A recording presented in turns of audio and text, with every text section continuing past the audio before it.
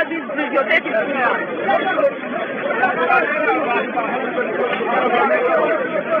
tomorrow they go, God. Well, this is really funny, and there's a kind of a mixed reactions. How do you see this?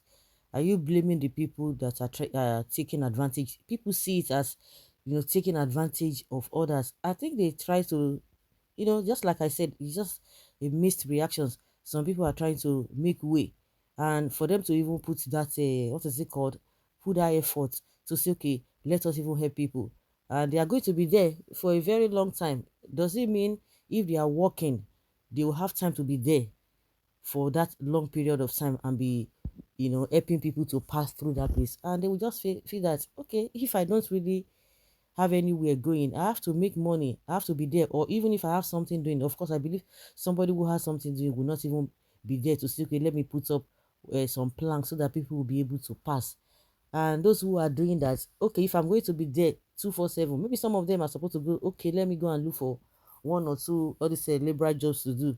But if you're not going to do that, you can stay there and make your money. Oh, if you talk about patriotism, who is going to be there from morning till night and be allowing people to pass? You just be catering for people. Then what do you get at the end of the day? Well, and everybody's even happy doing that. You could see people around that place. Everybody was just happy. They were just like, it's the whole thing is just funny to them. And those who are even paying the money, they they are not even bothered.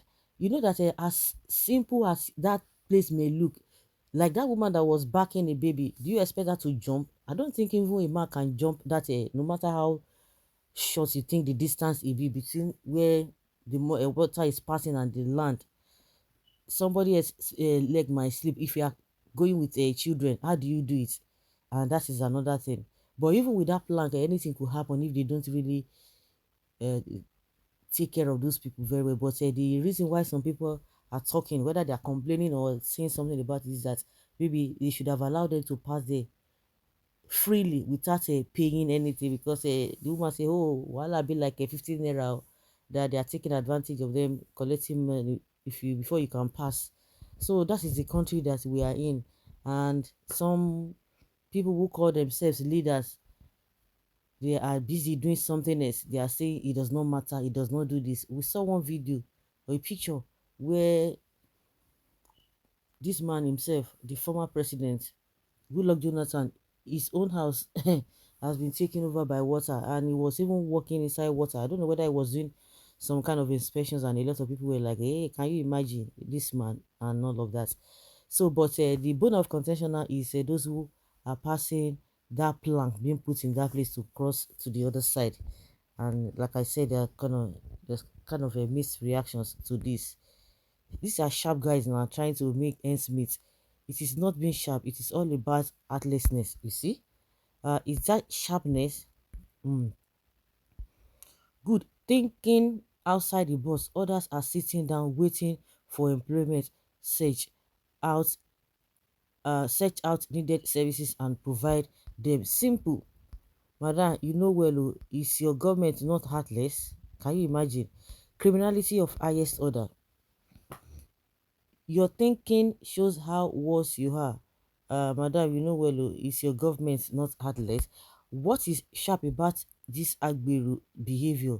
Rather than sympathize with the flood victims, you are adding more to their miseries.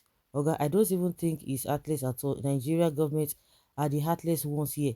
What exactly do they do for the people since the flooding incidents? Fashola, I heard Fashola saying that, oh, it is the people. They want to shift blame.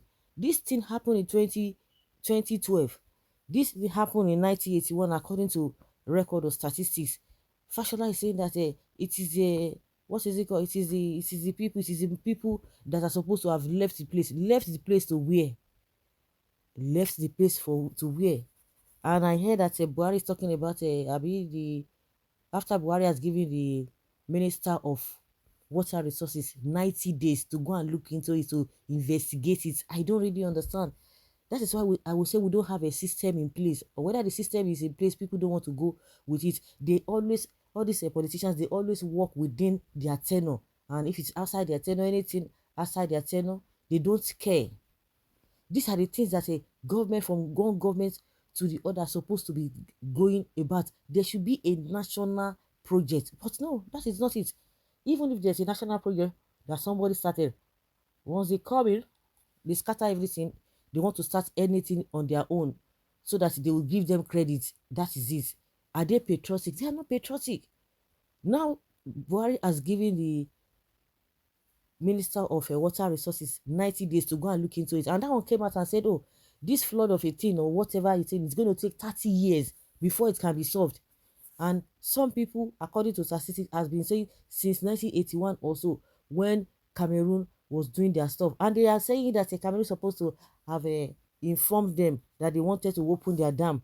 We have a natural, the rain has been causing, because when I heard about this flood, I was thinking that, oh, the normal rain flood, when the rain is too heavy in some places, you begin to see flood. But that was what I was thinking. I didn't even put much attention. And that people have been complaining. Even in Lagos, there was a flood at least 2-3 weeks or last month or so, or early this month, when they are still telling us that it is the fault of the people. It is this, it is that. They will be telling you that it is the fault of people. There are some things that they're supposed to be doing. Every year we see experience flood, but this one is just in a bigger way. Now the government and the government officials are shifting blames. This one is, we say it is not us, it is the God that did this. You can imagine. Why is Nigeria the way it is today? Okay, is it out of God now that we don't have electricity 247? Why?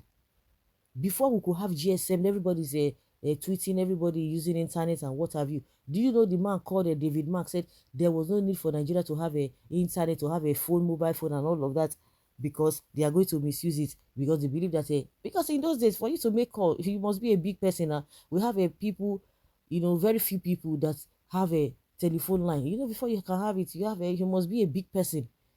And you see people going to people's house to go and queue. Oh, I want to talk to somebody. Oh, I want to talk to somebody. Go to somebody's house. They go there. You see, they do yanga. But now the GSM is just like all over the place. But Obasanjo made sure that he stood his ground and said, we are going to have it. And we have it. If not, they will still be telling us that it is the heart of God, that maybe that is how God wants it. But they are enjoying everything.